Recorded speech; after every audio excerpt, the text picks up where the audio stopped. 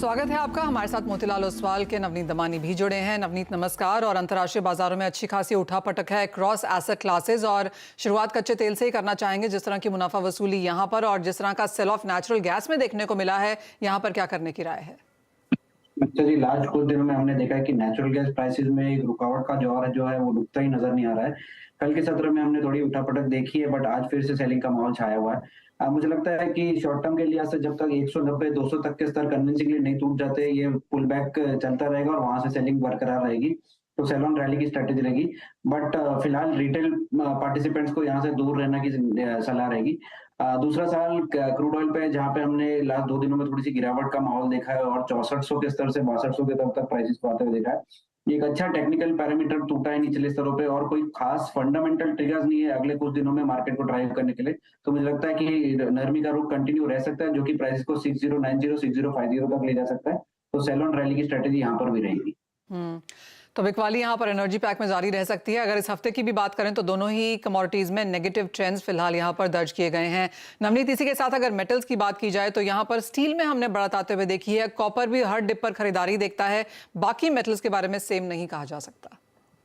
Last कुछ दिनों में हमने देखा है कि स्टील कॉम्प्लेक्स में करीब करीब 10 से 15% की गिरावट टॉप के लेवल से आ चुकी है, जो कि शुरुआत में हमने first month of the year में देखी थी। बट तभी भी मैंने आपके शो के माध्यम से कहा था कि ये जो शुरुआत जिस तरह से हुई है उस तरफ से एंड नहीं होगा और यहाँ पर एक करेक्शन वारंटेड है। एंड सिमिलरली मुझे लग रहा है कि अभी भी प्राइसेस में जो बॉटमिंग आउट फॉर्मेशन हुआ है वो हुआ नहीं है। फंडामेंटल फैक्टर्स अभी भी मिसिंग है। चाइना का जो रीओपनिंग है अभी भी काफी हद तक क्वेश्चनेबल है। इन्वेंट्री लेवल एलएमई और शंघाई दोनों पे हम बढ़ते हुए देख रहे हैं।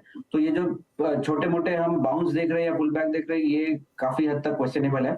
शॉर्ट टर्म के लिहाज से कॉपर में आपको एक बढ़त का माहौल देखने मिल सकता है, जो कि प्राइसेस को 790 तक भी ले जा सकता है। बट कन्विंसिंग बेसिस पे जब तक 800-810 के ऊपर प्राइसेस नहीं ट्रेड होंगे, ये एक सेल ऑन रैली वाला ही कमोडिटी रहेगा। दूसरा, हमने एक दबाव का माहौल देखा एल्यूमिनियम प्राइसेस में, जो कि एल्यूमिनियम काफी हद तक स्टेबल था विज़ अदर कमोडिटीज, बट उसमें भी लास्ट कुछ दिनों में एक सेल ऑफ देखने मिल रहा है। इन्वेंट्री दोनों ही एक्सचेंज पे बहुत शार्पली जंप होते हुए नजर आई है और इनपुट कॉस्ट जो है, आप नेचुरल गैस कह लीजिए, क्रूड कह लीजिए, इलेक्ट्रिसिटी कह लीजिए, काफी हद तक दबाव में है, जिसकी वजह से एल्यूमिनियम प्राइसेस थोड़े से करेक्टिव मोड में है। मुझे लगता है यहाँ से 5 रुपए की और गिरावट देखने मिल सकती है। करीब 2 से 2.5% का फॉल आएगा, जहां पे आप एल्यूमिनियम प्राइसेस को बाय करने की स्ट्रेटेजी बना सकते हैं। एक और सेक्टर जहां पर अच्छी खासी शुरुआत तो हुई थी वो था सोना और चांदी। यहाँ पर भी मुनाफा वसूली है। नियर टर्म और स्लाइटली लॉन्गर टर्म अगर दोनों ही व्यूज लेने हो नवनीत, तो क्या राय देंगे? गोल्ड और सिल्वर में जो शुरुआत हुई थी, आपको अगर याद है तो मैंने कहा था कि मुझे तो नहीं लगता ये टिकाऊ रहेगी, एंड वैसा ही कुछ होता हुआ नजर आ रहा है। और गोल्ड प्राइसेस में अभी भी एक दबाव का माहौल बना हुआ है। शॉर्ट टर्म में आपको फिर से एक बाउंस देखने मिल सकता है, जब तक 1810 के स्तर नहीं टूट जाते कन्विंसिंगली। एक पॉसिबल पुल बैक या पेंटअप बाइंग देखने मिल सकती है, बट कन्विंसिंगली और यहाँ से गिरावट का रुख आ सकता है और 55,000 के नीचे के स्तर भी मिल सकते हैं, which could be buying level for medium term perspective. रहा सवाल सिल्वर का, तो बाकी सारे बेस मेटल के साथ साथ सिल्वर में भी अच्छा दबाव देखने मिला। 75,000 74,000 के स्तर छूने के बाद सिल्वर अभी 65,000 के आसपास ट्रेड कर रहा है। अब मुझे लगता है कि थोड़ा सा दबाव यहाँ पर कंटिन्यू रह सकता है और 63,000 तक के लेवल्स आपको इवेंचुअली देखने मिल सकते हैं, जहां पे एक मीडियम टर्म अवधि के लिए बाइंग इमर्ज होगी, जो कि प्राइसेस को फिर से 70-75,000 के लिए ले जाएगी। और शॉर्ट टर्म में आपको 1000 से 1500 पॉइंट के ऊपर की नरमी और देखने मिल सकती है। ऑलराइट, अगर खरीदारी करनी है तो डिप्स का यहाँ पर इंतजार करें, स्पेशली सोने और चांदी में। जाने से पहले रुपेश, आपके भी टॉप ट्रेड्स जानना चाहेंगे जो एग्री स्पेस में आप लेने की सलाह दें।